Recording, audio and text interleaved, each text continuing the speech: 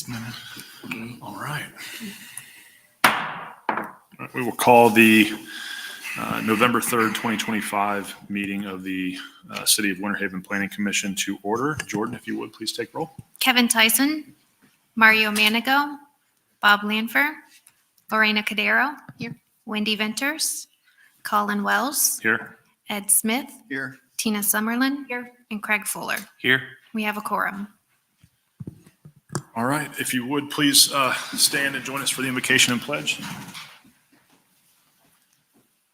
Heavenly Father, we thank you for this day, for this beautiful weather. We thank you for the opportunity to serve the City of Winter Haven and her residents. We ask that you be with us and guide us. We ask these things in your name. Amen. Amen. I pledge allegiance to the flag of the United States of America and to the republic for which it stands, one nation, under God, indivisible, with liberty and justice for all. Has everyone had an opportunity to review the minutes of the previous meeting? Yes. I make a motion, we approve the minutes. Second. All right, we have a second. All those in favor of approving the minutes, say aye. Aye. All opposed, same sign. Okay, minutes are approved. Okay, I will move into a brief explanation of how the hearing will go. Cases will be read into the record and city staff will provide a presentation. At that time, commissioners will have an opportunity to ask questions of staff. Once those questions have been answered, we will close the planning portion of the hearing and reopen the public portion of the hearing. Anyone wishing to speak for or against a case may do so. We ask that you limit your comments to 5 minutes. Once everyone from the public has had an opportunity to ask questions, we will close the public portion of the hearing and reopen the planning portion of the hearing. At that time, we will have an opportunity to ask additional questions or entertain a motion or approval and a vote. Anyone here tonight that thinks they may speak for or against a case, if you would, please stand and Jordan will swear you in. Do you solemnly swear or affirm that the testimony you're about to give in this case shall be the truth? All right. Moving on to new business, case number P-25-07-S, request by Cypress 3 LLC for a standalone parking lot in the commercial downtown C1 zoning district. General location 129 Bates Avenue Southwest. The area covered by this request is 0.66 plus or minus acres. All right. So staff received a request from the applicant to continue this item to the December 2nd, 2025 Planning Commission meeting. So staff would recommend the Planning Commission make an action to do so. Okay. I'll make a motion to move the item number sorry about that, 25-07-S to the December 2nd Planning Commission for hearing. Second. All right, we have a second. All those in favor say aye. Aye. All opposed, same sign. All right. Moving on, case number P-25-8-S, request by Yockler Properties LLC for a standalone parking lot in the mixed-use MX zoning district. General location 112 Avenue D Southeast. The area covered by this request is 0.31 plus or minus acres. All right. Heather Reuter for the record. Before you on the screen is the zoning map. The subject property there is in the hatched. It is MX zoning. It is one parcel off from the frontage of First Street South, which is immediately adjacent there to that C3 zoning. As you look at the aerial, you can see that there is a vacant building on the property that at one time was residential and then did serve in an office capacity and is currently vacant, and then a non-conforming parking area on the property. This is a view of the subject property as you stand on Avenue D and look back at it. Then this is a view to the west out there to First Street South. As you look to the north, the applicant's office uses are across the street. And then to the east, there is residential uses. Yockler Properties LLC is the petitioner, and they do request special use approval for a standalone parking lot located in the MX zoning district. The property subject to this request is located at 112 Avenue D Southeast. The subject property consists of a vacant building and a non-conforming paved driveway and gravel area. The petitioner intends to use the standalone parking lot for additional parking for the Florida Water Analysis Office located to the north across Avenue D Southeast. Standalone parking lots in the MX zoning district require special use approval by the Planning Commission. As the subject property has been used for parking prior to receiving special use approval, the property is subject to a code compliance case started May 13th, 2025. Additionally, if special use approval is granted, the property will require site plan approval prior to construction of the required improvements. Based on the petitioner's request, an approximate space parking lot would be created on the subject property. The demand for additional parking is to accommodate their office located across Avenue D to the north. Minimal off-site impacts are expected. Therefore, staff does recommend the Planning Commission approve this case, subject to the conditions that are located in your agenda packet. There's again the aerial, and then this is the conceptual plan that was provided. Again, it will have to go through a full site plan to make sure that it meets, but this is kind of a conceptual to what they think they may be able to fit on the property. I stand for any questions that you may have. What is the minimum parking space width? That 20 by 9? No, the width. Width. 9 feet. It is 9, 9 feet. okay. Oh, sorry. Yeah, I knew that was Yeah, close. That it's on was there. why I was bringing it up. Usually they're 10, I think, right? Not No. 9 standard in 9 the standard. city. Okay. All right, that's it. Any other questions? All right, we will close the planning portion of the hearing and open the public portion of the hearing. Anyone wishing to speak for or against this case may do so. No? All right, we will close the public portion of the hearing and reopen the planning portion of the hearing. Any additional questions? All right. I will go ahead and make a motion in favor of case number P-25-8-S, request by Yockler Properties LLC for a standalone parking lot in the mixed-use MX zoning district, general location 112 Avenue D Southeast. The area covered by this request is 0.331 plus or minus acres, as presented in the fact sheet with the conditions by staff. All right, we have a second. All those in favor say aye. Aye. All opposed, same sign. All right, moving on to case number P-25-9-S, request by First Missionary Baptist Church, WHFL Inc., for special use approval for the construction of a new fellowship hall and classrooms facility with associated paved and unpaved parking unpaved parking areas located in the multifamily residential low-density R3 zoning district, general location 200 Avenue R Northwest. The area covered by this request is 5.06 plus or minus acres. Good evening, Chris Young, Senior Planner for the record. So here we can see the property, and it does include approximately 5 acres. It's several parcels. Excuse me. Several parcels. The larger T at the bottom is the church facility, and the parcel up above is the unpaved parking area. So here we can kind of see where the paved parking areas. We have the church facility, the fellowship hall. We also have a community center to the north, as well as some just unpaved parking spaces. Here is the building that they're looking to redevelop the property. This is looking north, so here again we can see the unpaved parking spaces that they currently have. This is looking west across the front of it.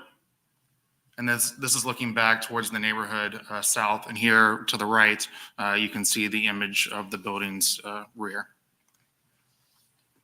First Missionary Baptist Church, WHFL Inc., petitioner requests the Planning Commission grant special use approval for the construction of a new fellowship hall and classrooms facility with associated paved and unpaved parking areas in the multifamily residential R3 zoning district. The subject property, totaling 5.06 acres, is located at 200 Avenue R Northwest. The property contains a 13,396 square foot sanctuary building, 2 Sunday school buildings totaling 7,000 40 square feet, a 6,370 square foot community center, several single-family and multifamily residential units, and associated paved and unpaved parking areas. The church currently has a seating capacity of approximately 1,310 people, and it provides approximately 400 parking spaces across the entirety of the property. The church proposes to replace one of the existing Sunday school buildings with a new 10,465 square foot fellowship hall and classroom facility. The building will be utilized by parishioners and staff for meetings during normal church hours. The church is considered legal non-conforming as it was constructed prior to the special use approval requirement of the current R3 zoning district. Much of the church was developed between the 50s and the 80s, predating this code. Special use approval is now required to allow expansion of the church facilities in the R3 residential zoning district. Approval of the special use request will bring the entire property into compliance with zoning and allow for the expansion. Staff review of this request yields the following conclusions. Existing parking areas can accommodate the increased parking demand.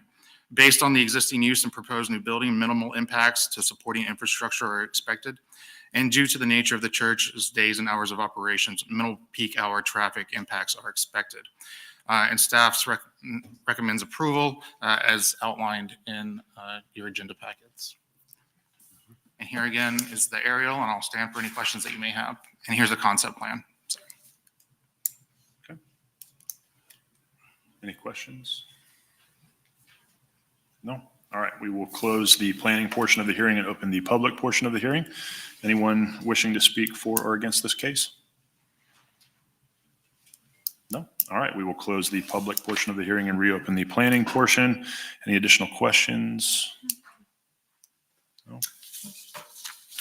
I'll make a motion to approve case number P-25-09-S, request by First Missionary Baptist Church, Winter Haven, Florida, Inc., for special use approval for the construction of a new fellowship hall and classrooms facility with associated paved and unpaved parking areas located in the multifamily residential low-density R3 zoning district, general location 200 Avenue R Northwest. The area covered by this request is 5.06 plus or minus acres. Second. All right, we have a second. All those in favor say aye. Aye. All opposed, same sign. All right. Moving on to case number P-25-36 and P-25-37, request by VMAR Dev LLC and Cunningham Investors LLC to amend the future land use on a parcel and a portion of another parcel from neighborhood suburban future land use to neighborhood support future land use, and to rezone a parcel and a portion of another parcel from planned unit development PD zoning district to commercial highway C3 zoning district. General location, the subject property is generally located at the northeast corner of the intersection of Thompson Nursery Road and Cunningham Road, and south of Thompson Nursery Road, approximately 330 feet east of Cunningham Road. The area covered by these requests is 46.21 plus or minus acres. All right. Before you is the future land use map. You can see the subject property there is in the hash. This is a part of the Villamar subdivision area and the newly created Thompson Nursery Road will eventually connect to the west. As you can see, it is all neighborhood suburban in that area, and then there are some nodes of conservation. As you look at the zoning, it is a part of the Villamar PUD, and then the residential that is in this area is either R2 or R3. This is the aerial. It is a dated aerial, as there are homes on the majority of those lots that you can see outlined out. And then this property is cleared right now if you were to drive out there, as we'll see here in the photos. This is a view to the subject area on the north side of Thompson Nursery Road. This is looking across back at Thompson Nursery Road on the south side to the south side subject area. Here's a little bit more of that. As you can see, there are those homes that have been built. This is some more of that area. Is a very long, narrow, or not narrow, but it has a lot of frontage along Thompson Nursery Road. This again is that 4-lane Thompson Nursery Road that's located there. To the east It will tie in with what is Eloise Loop Road now, as you know, but this is part of the Thompson Nursery Road realignment. It will eventually go to the west and connect all the way to 17. So. The petitioners do request the city amend the 2035 future land use map on a parcel and a portion of another parcel from neighborhood suburban future land use to neighborhood support future land use, and then rezone the same parcel and portion of the other parcel from PUD to C3. The subject property totals 46.21 acres and is generally located to the northeast corner of the intersection of Thompson Nursery Road and Cunningham Road and south of Thompson Nursery Road, approximately 330 feet east of Cunningham Road. The subject property is currently subject to PUD Ordinance O2172. The parcel located north of Thompson Nursery Road is an open space tract in Villamar Phase 7, and the portion of a parcel located south of Thompson Nursery Road was intended to be Villamar Phase 8 and consists of 219 single-family homes. The petitioners propose to develop the property with commercial uses based on the requested neighborhood support future land use designation, theoretically a maximum of 503,118 square feet based on the FAR of commercial could be developed on the site. This is a small scale amendment, so there's no review by Florida Commerce or other local agencies. And staff's review of these requests yields the following conclusions. The proposed neighborhood support future land use in C3 zoning district is consistent with the subject property's frontage on an arterial road and close proximity to intersections with collector roads. The city's 2035 comprehensive plan encourages commercial uses to focus into nodes centered around key intersections within the city. Further supporting this request is the presence of 1,792 residential units in the Villamar subdivision alone, and the presence of 1,000 plus additional housing units within a short distance. The close proximity of these neighborhoods to this proposed development has the ability to reduce the number and the length of vehicle trips onto the surrounding roadway network through a more compact development pattern as advocated in the comprehensive plan's transportation element objective 2.1.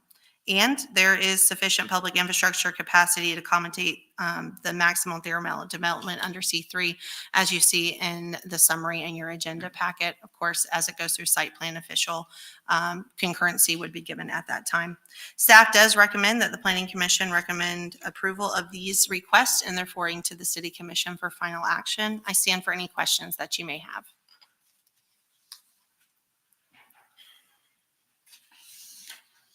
Any questions? Just to be clear, Heather, I think it would benefit everyone here. This still has to come back for site plan approval. This is strictly a use change, right? We don't know exactly what will be built or where it will be positioned. That's correct. So this is the land use and zoning stage of it to get those entitlements of what could be developed. It would have to go through site plan, meet all the requirements of the code for both uses as well as square footages and setbacks and all of that. Okay. Thank you. I do have a question. So the proposed road, the Thompson Nursery, that portion's already done. This section has been built, but it only ties back into Eloise Loop Road there to the east, just around where you see Lake Reed is, kind of ties in there, and then it deads into the west. It will eventually, and it's, I think, within 6 months in the county's timeline to be working and building the rest of it to make the full connection. It'll eventually connect all the way to US 27 and all the way to the east and to US 17 to the west. But currently in front of this property, the width that is what it is. Yeah, it's already built as it Yeah. was in the pictures. Okay. So it's 4-lane divided highway and along the frontage here. Any additional questions? Just a quick one. You've got the water, wastewater demands. Was that, I'm just trying to make sure which one's the delta, because it looks like the projected demands, but there was already a proposed demand that was on it, right? Is it decreasing? That's what I was trying to figure out, because this was already part of the PUD, right? Yeah, so it is taking out 219 residential units and would place it with commercial. there's more capacity for water and wastewater and transportation for the commercial than those 219 units, but you also lose the demand that would be on schools yeah, for that's true. the Yeah. residential. Again, it's just a snapshot in time on the maximum theoretical, so there is availability for that, but until we have actual site plans in with exact uses and square footages, we can't, say whether it'd be less or more per se. Right, but it's somewhat similar, but a slight increase probably. Okay, that's kind of what I thought based on there was a lot of units that were there. I knew that. Any additional questions? No? All right, we will close the planning portion of the hearing and open the public portion of the hearing. Anyone from the public wishing to speak for or against this case? If you would, step up to the microphone. If you state your name and address, and Jordan will swear you in. Do you solemnly swear or affirm that the testimony you're about to give in this case shall be the truth? Yes. My name is David Kaszewski. I'm a homeowner at 226 Terra Nova. I'm also the HOA president of Terra Nova. If you look at the area that we're talking about, it backs up to Terra Nova. They had some pictures that you just looked at that were really nice that showed a complete empty space. Now, let me explain that the empty space against Terra Nova is 10-foot tall weeds. The reason they're weeds is because there's an overflow of water. If you look at the two lakes that are there up front, they overflow. When we get any kind of water, especially if you get a hurricane, if you get large amounts of water, that area overflows approximately 100 yards into that. We also have an overflow. If you look at the space on where it says Terra Nova Boulevard, you'll notice there's one space in between. That's an overflow. That overflows also into that area. When there used to be a cow pasture there, the water was approximately 2 to 3 feet deep because it got up to the bottom of the stomachs of the cows when they were walking in it. So question number one is, what are they going to do with all that water with their development? Question number two is, back about 4 or 5 years ago, when I first came to this meeting, they were talking about housing and they were going to do housing, residential. Then they switched it. Well, first of all, it was going to be senior care living. Then you approved that it wasn't going to be senior care and it went to residential. Then a couple years later, they came back and said, no, let's change the lots from size 60-foot lots to 50-foot lots. You then approved that. Now we're changing it again to commercial. My question is, when your committee gets these things and you get it, all these changes end up changing from what the original plan was that the developer was developing in the first place. So you approved it thinking this was going to be the way it is, and now we have a completely different development.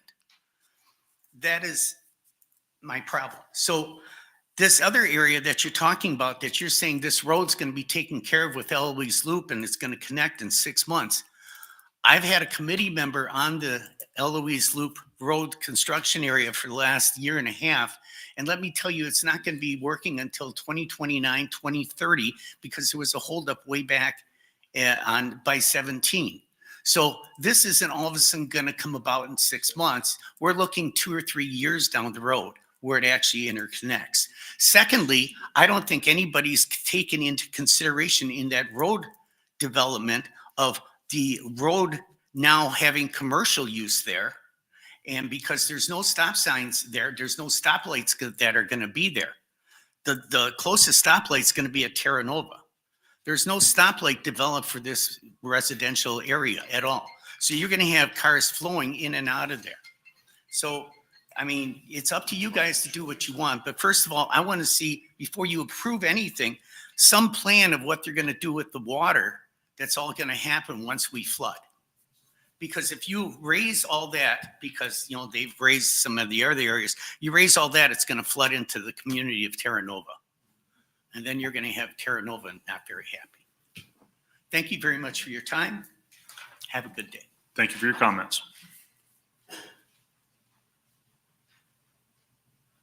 Heather, do you want to touch on retention or what might be?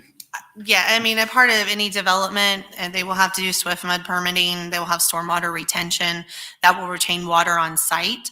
I mean, currently as it's undeveloped, that it's just doing the natural flow of the land.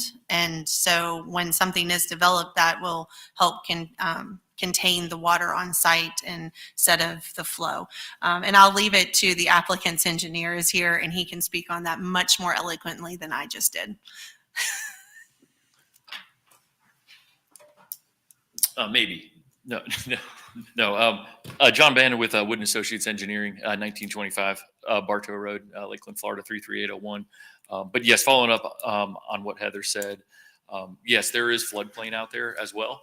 So, and stormwater does have to be permitted with the Water Management District, as well as the city. So, those are both those areas are within 100, or there's certain areas of the site that are within floodplain. So essentially those areas we'd have to either stay out of, or we'd have to provide compensating storage for.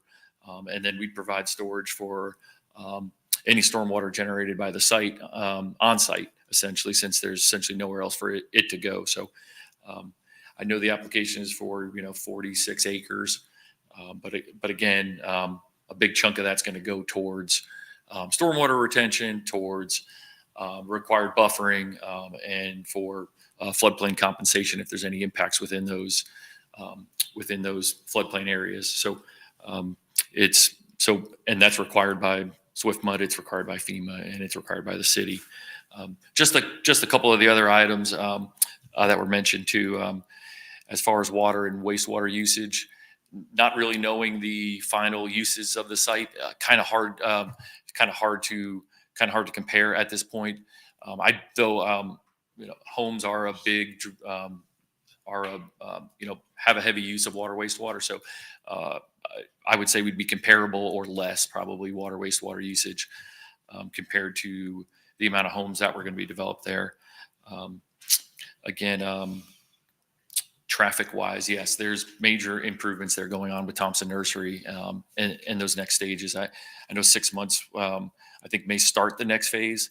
I think the total build outs, scheduled for, 2031, I think. But that will include, from 27 all the way out to 17 or Snively. So, but that'll be 4-laned, and there's a light planned at that intersection of Thompson Nursery and then Eloise Loop. So Eloise Loop comes in and actually makes a T intersection there with Thompson Nursery. So, but we'll have to look at any traffic impacts too in the site permitting stage. So we'll look at that kind of with the future projections of what's going to be on those roads. So again, that's got to be done. The uses out there are not determined yet. This is just to get the commercial land use and zoning in place. And then once we have those details, do the detailed engineering work for traffic impacts.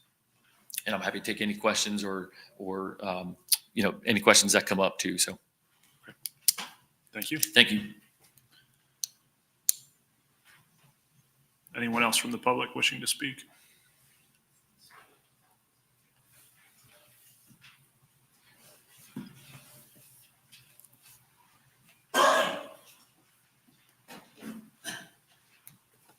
We'll have Jordan swear you in. Wendy Kootner. Oh, Do you solemnly swear or affirm that the testimony you're about to give in this case shall be the truth? yes. I'm Wendy Kootner. I live at 214 Terra Nova Drive, or Boulevard, sorry. And my question is, if they put stores there, the crime that is going to come into our neighborhood, and I live directly behind there. Right now I see trees and a prairie or swampland, and people will be able to walk into my yard and do whatever they want. If there is no fencing, or will there be some type of fencing to block if it's commercial? Because I don't want somebody coming in my backyard and having a party when I'm on vacation.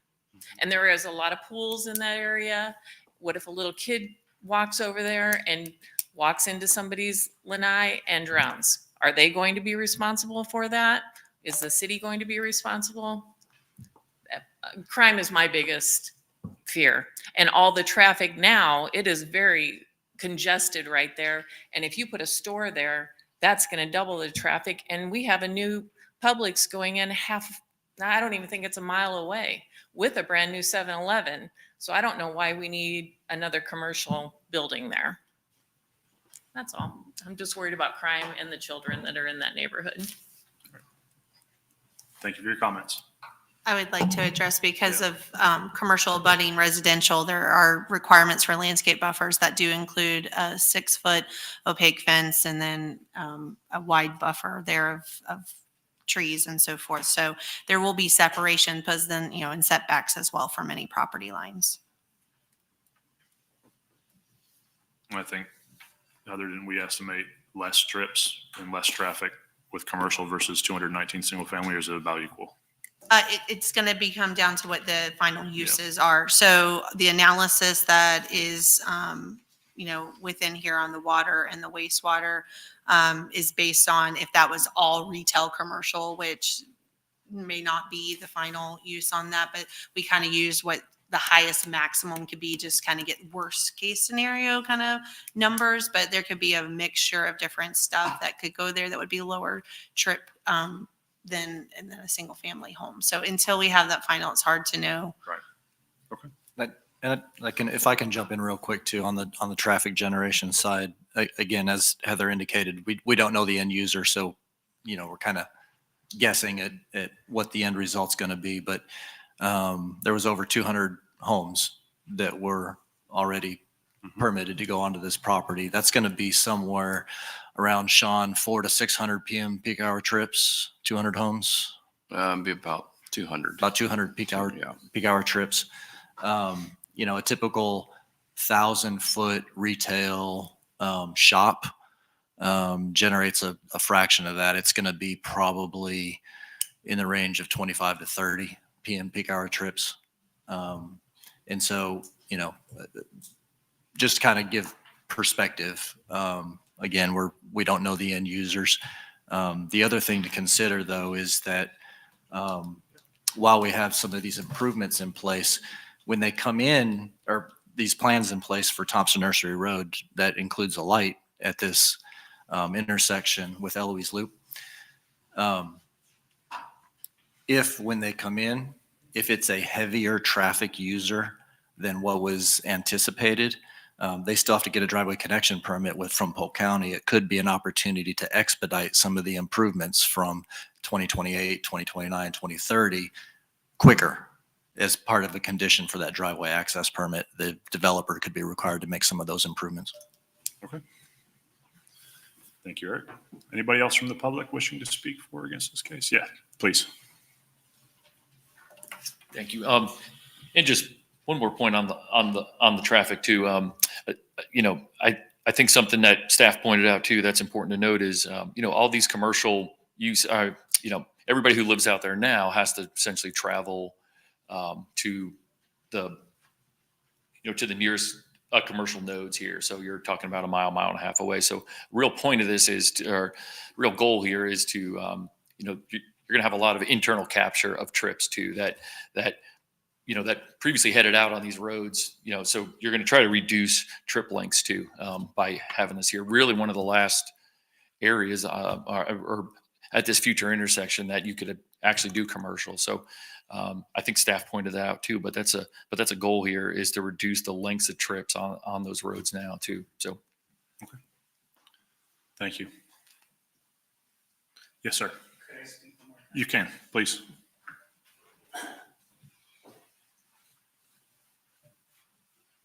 May I ask the people that are developing this, when are they looking that they would have some development there? What year?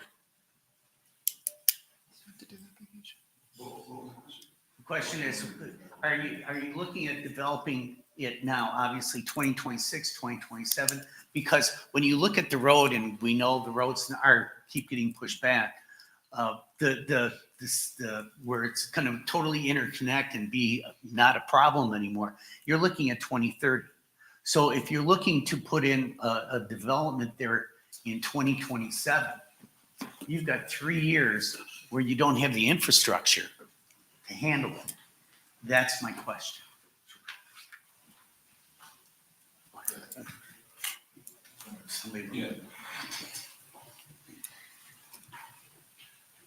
I don't know if we have an actual time frame on when it would be developed. This is kind of step one.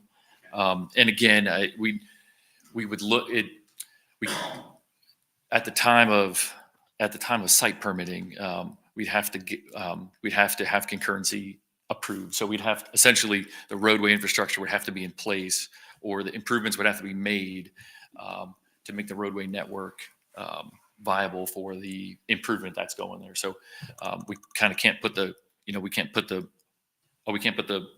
cart in front of the horse. I mean, those things have to be in place essentially.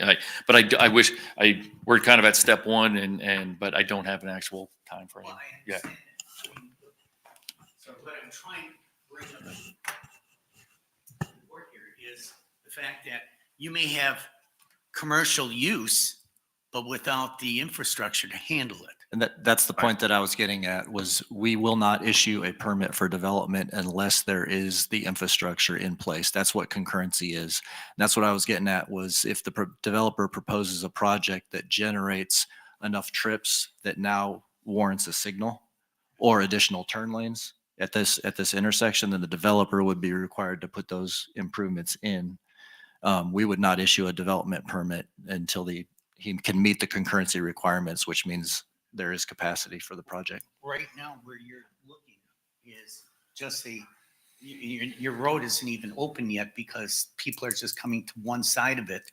And until Eloise Loop is built with that, which is looking now, from what I understand, about 3 years from now, at least, that's going to be that way. And so you're saying that that's not going to be developed for another 3 years that way. What I'm saying is, if the developer comes in with a site plan for a project that generates enough trips to warrant a traffic signal, the developer will have to put it in and make those improvements. So it could come earlier. We wouldn't issue a, Just so that, let me try and help clarify, right? This is step one. So this is just the zoning and use change. So this is not in any way, shape, or form an approval for them to build anything starting tomorrow. Okay, no, Right, I understand Yeah. that.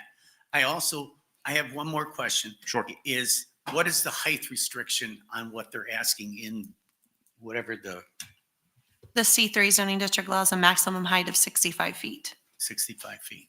So that's what, a 6-foot building?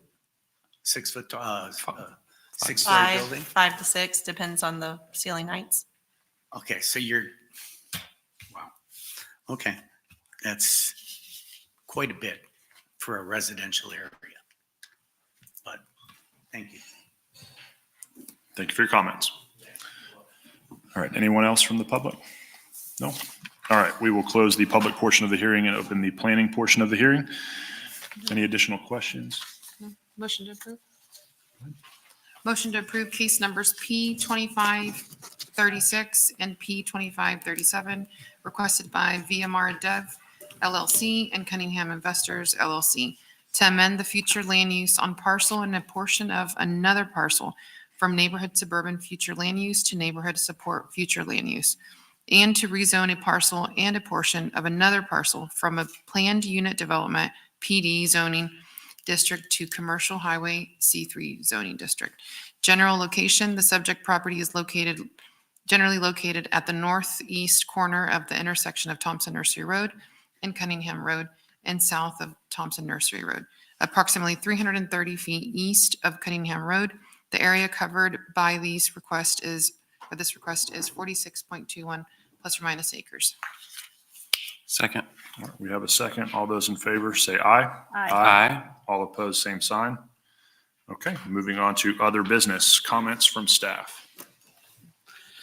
Just a couple items, update you on past cases, the items we heard in October, the 2 city parcels and the little small parcel on US 17, just north of Home Depot there. Those are moving forward to the city commission for final action this month. And then the last thing is I want to just bring to your attention, our December meeting is December 2nd. Just to let you know, that is the Tuesday immediately following the Thanksgiving holiday. So just be mindful of that. So It is Tuesday. It is Tuesday. Tuesday. Okay. Today was only Monday due to the bylaws Yeah. because tomorrow is the city election. So. Okay. Comments from planning commissioners? No? Comments from the public? All right, we are adjourned.